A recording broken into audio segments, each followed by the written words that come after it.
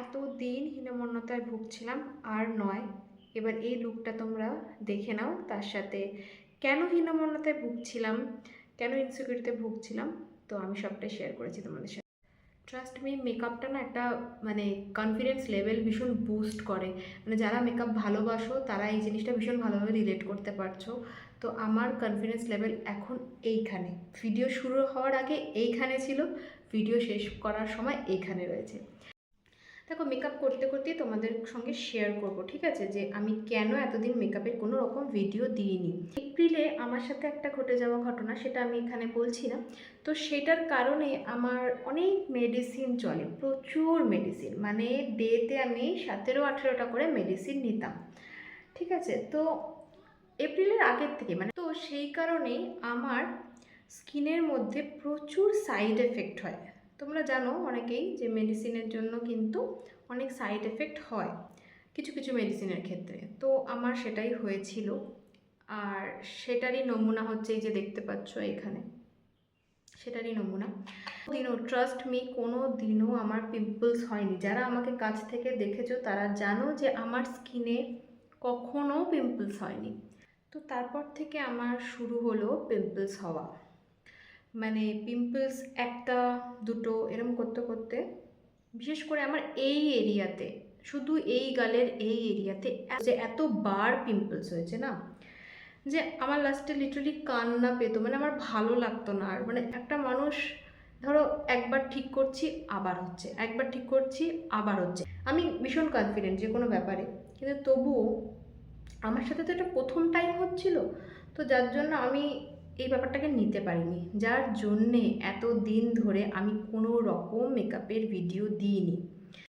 এখন তো তাও বলবো যে আমার অনেক কমে গেছে, শুধু দাগটাই রয়ে গেছে, সেটা টাইম লাগবে, তোমরাও জানো পিম্পলসের দাগ অত সহজে যায় না। আমি ট্রিটমেন্ট টোটকা কি না কি করে নিয়েছি, ডায়েট, সব থেকে বড় ব্যাপার পিম্পলস যখন হয় না তখন ডায়েটটাকে ফলো করতে হয়। ডায়েট মিনস তুমি হেলদি খাবার খাচ্ছ কি না সেটা একটা ডিপেন্ড করে, কিন্তু তো আমার হয়েছে ওষুধের সাইড এফেক্টে, এটা তো আর অন্য কোনো কারণে হয়নি।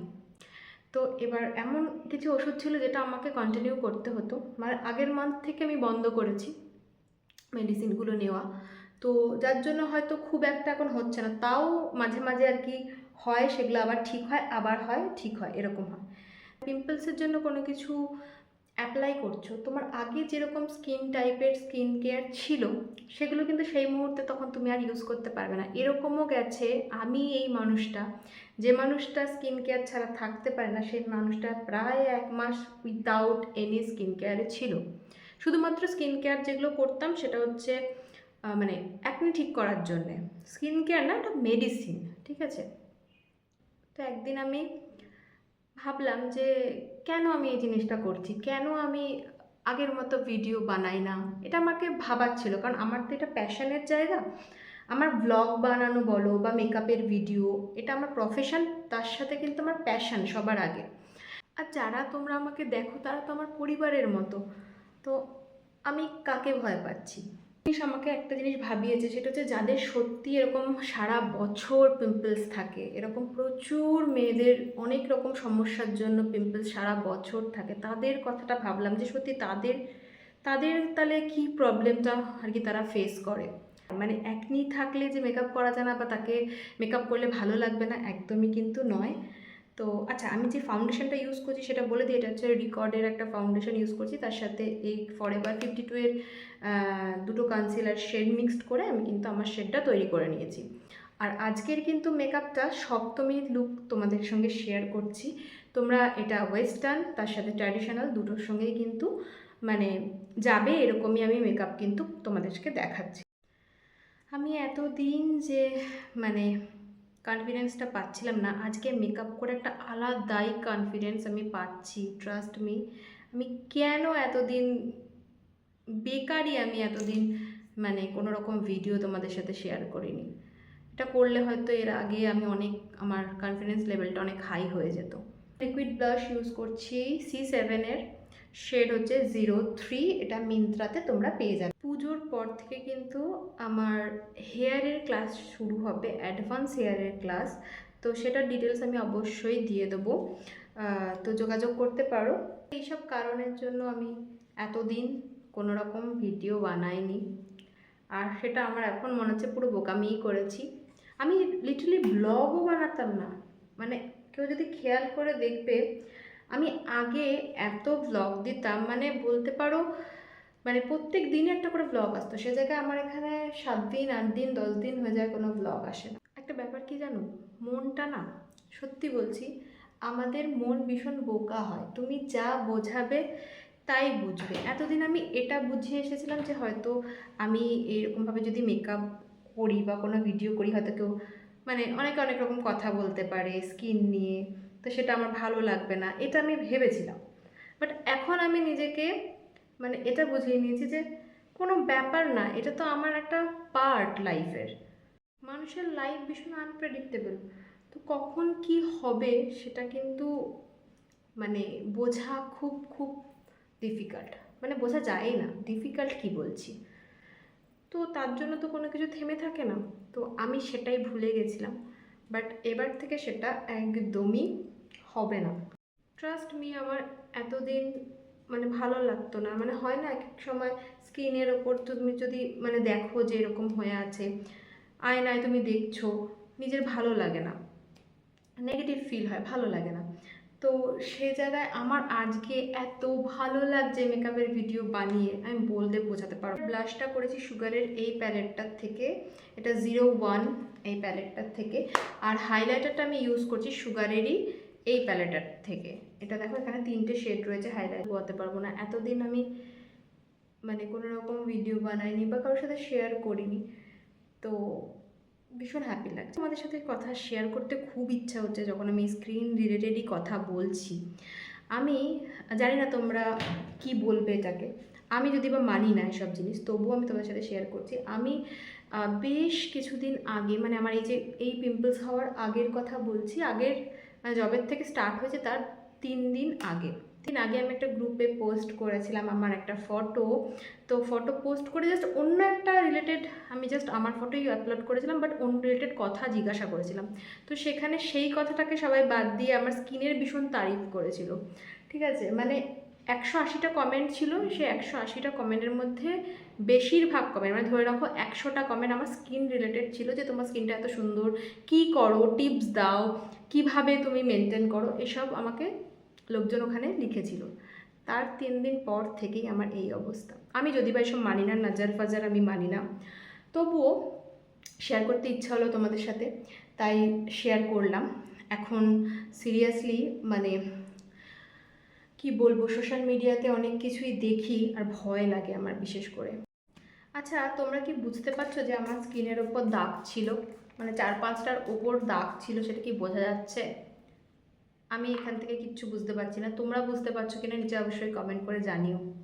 আজকের আই মেকআপটা কিন্তু প্রচণ্ড মানে ইজি হবে, তার সাথে গর্জিয়াস আই মেকআপ করবো। আমি খুব একটা গর্জিয়াস আই মেকআপ করি না, ডেলি বেসিসেও করি না, কোনো জায়গায় ঘুরতে গেলেও করি না, বিয়ে বাড়ি থাকলেও, আমি নিজের ক্ষেত্রে বলছি, করি না। ক্লায়েন্ট বেসিসে সেটা আলাদা ব্যাপার।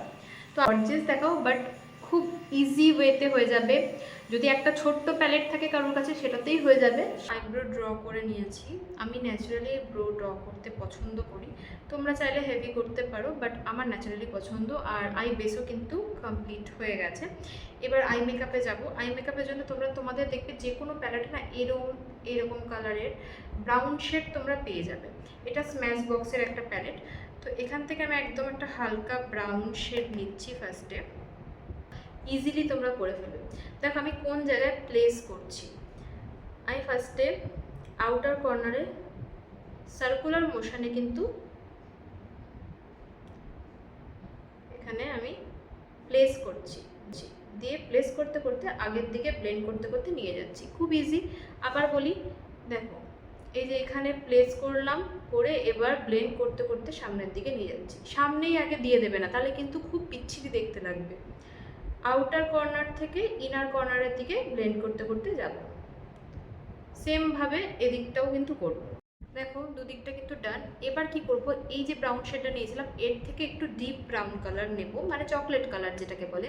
এই যে এটাই কিন্তু শুধু ব্লেন্ড করব, এটা কিন্তু ভেতরে যাব না, জাস্ট আমি আউটার কর্নারেই ব্লেন্ড করছি। তো এই ব্রাশ নিয়ে দেখো এখানে যে একটা পিঙ্ক শেড আছে, তোমরা এর থেকে চাইলে হালকা শেডও নিতে পারো, তবে এর থেকে বেশি ডিপ নেবে না, তাহলে কিন্তু দেখতে খুব একটা ভালো লাগবে না। আই মেকআপে যত কালারফুল কম করবে, ট্রাস্ট মি, আই মেকআপ আরও দেখতে আরও সুন্দর লাগে। দেখো হালকা কালারের ওপরেও কিন্তু গর্জিয়াস আই মেকআপ করা যায়। সবসময় গর্জিয়াস করতে গেলে যে নীল লাল সবুজ হলুদ দিতে হবে এটা কিন্তু কোনো কথা নেই, ঠিক আছে? আমার পার্সোনালি পছন্দ না। অ্যাপ্লাই করছি, দেখো একদম ইনার কর্নারটা কিন্তু একটু ছেড়ে রেখেছি, ইনার কর্নারটাই কিন্তু যায়নি প্রপার করছি। এবার এই যে ব্রাউনটা দিয়েছিলাম ওটার সাথে ব্লেন্ড করে দেবো, বললাম সেভাবে করে নিয়েছি। জাস্ট ইনার কর্নারটায় আমি কিন্তু একটা বেজ কালার অ্যাপ্লাই, একটা পিগমেন্টস, এটা শেড হচ্ছে P8 ফ্যান্টাসি। এই পিগমেন্টটা তোমরা ব্রাইডাল, রিসেপশন, পার্টি যে কোনো অকেশানে ইউজ করতে পারো, মানে অ্যাজ আ ক্লায়েন্টকেও ইউজ করতে পারো, নিজেও ইউজ করতে পারো। এতটাই ভালো একটা কালার যেটা সবের সাথে চলে যায়। আচ্ছা, তোমরা কিন্তু গ্লু দিয়ে বা টু ওয়ে জেল দিয়ে বসাবে, আমি একটু পরেই মেকআপ তুলে দেবো, সে কারণে আমি আর ইউজ করলাম না। মেকআপ কমপ্লিট, আমি জাস্ট ল্যাশ পরেছি আর চোখের তলাটা স্মাচ করেছি। এবার আমি লিপস্টিকে চলে যাচ্ছি। এটা হচ্ছে রেনের একটা ম্যাট লিকুইড লিপস্টিকগুলো আমি ইউজ করব, যেহেতু আজকে আই মেকআপটা একটু গর্জিয়াস করেছি, তো সেই কারণে আমি কিন্তু লিপসটাকে একটু নিউডের উপর রাখবো। এই শেডটা ইউজ করছি আপাতত, আগে দেখি এটা কীরকম লাগছে। হ্যাঁ, একটু হালকা করতে হবে, তো অন্য একটা শেড দিয়ে আমি কিন্তু হালকা করে নেবো। আগে জাস্ট এটা অ্যাজ আ বেস হিসেবে ইউজ করছি। দেখো চাইলে এরকমও রাখা যায়, বাট আমি একটু হালকা করবো, না হলে আই মেকআপটার সাথে যাচ্ছে না। আর এই যে শেডটা আমি ইউজ করেছি এটা হচ্ছে ওসিস রেনের, এটা আমি একবার ইউজ করেছি, তো আমি জানি এটা শেডটাও ভীষণ সুন্দর, একটা নিউড কালার সুগারের বুড়ের লিপস্টিক। এটা প্যাকেজিংটা ভীষণ সুন্দর, একটা ম্যাগনেট ক্লোজ আছে, খুব সুন্দর। তো এটা ইউজ করছি, এই যে শেডটা। জাস্ট আমি জানি না এখানে কতটা বোঝা যাচ্ছে, বাট আগের শেডের থেকে কিন্তু এই শেডটা একটু হালকা। তো মেকআপ কিন্তু ডান। তোমরা অবশ্যই আমাকে কিন্তু কমেন্ট করে জানাবে তোমাদের কোনটা সবচেয়ে বেশি ভালো লেগেছে, আই মেকআপ, লিপ শেড নাকি বেস। আর এরপর তোমরা কি টাইপের লুক দেখতে চাইছো সেটা অবশ্যই কমেন্ট করে জানিও। আমি সামনে থেকেও দেখিয়ে দিচ্ছি, ভীষণ সফট কিন্তু একটা বেস রেডি করেছি, আর আই মেকআপটাও ভীষণ ইজি। আই হোপ তোমরা বুঝতে পেরেছো। পুজোর পর থেকে হেয়ারের ক্লাস স্টার্ট হতে চলেছে, স্ক্রিনে দেওয়া নাম্বারে তোমরা যোগাযোগ করতে পারো। দেখা হচ্ছে নেক্সট ভিডিওতে। সবাই খুব ভালো থেকো, সুস্থ, বাই।